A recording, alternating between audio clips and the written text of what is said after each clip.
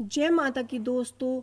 दोस्तों, घर पर आप हम बाड़े की पूजा कैसे कर सकते हैं? तो देखिए, अगर आप बाहर बाड़ा पूजन नहीं करने जा पा रहे हैं तो आप घर पर कैसे आसानी से पूजा कर सकते हैं।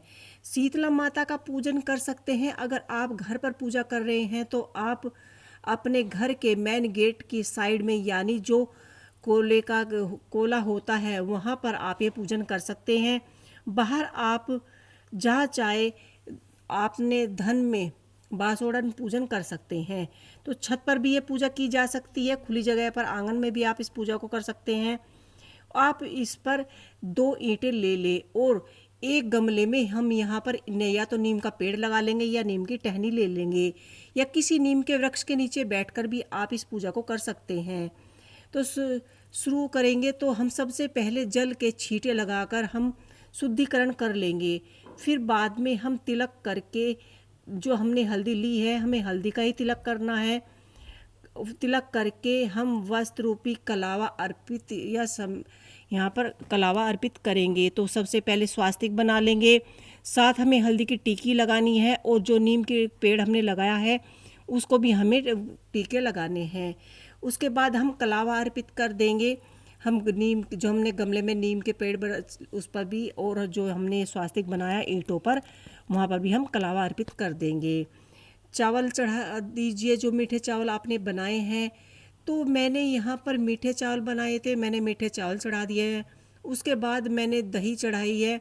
उसके बाद हम दक्षिणा के रूप में कुछ सिक्के चढ़ाएंगे।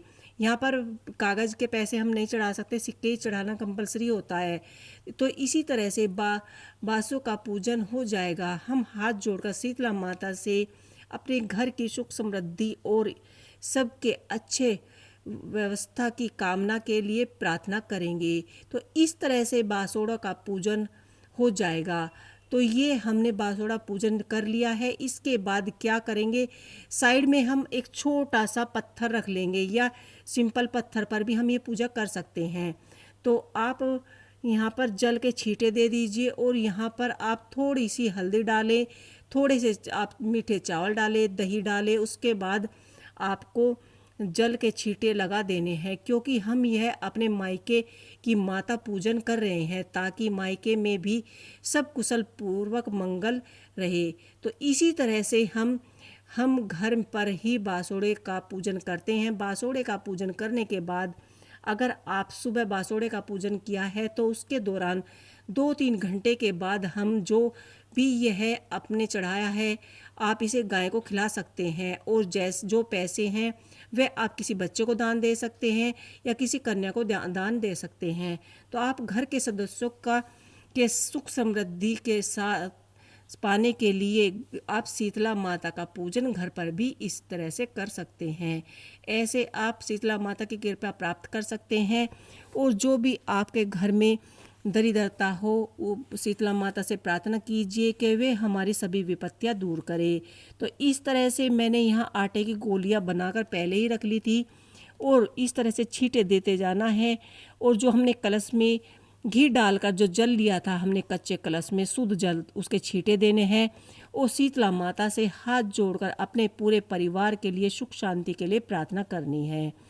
और जो हमने माला बचाई थी होली की, जो बरकुल्लों की, वो माला भी हमें यहीं पर चढ़ा देनी है। इसके बाद 2-3 घंटे तक पूजा को आपको ऐसे छोड़ना है।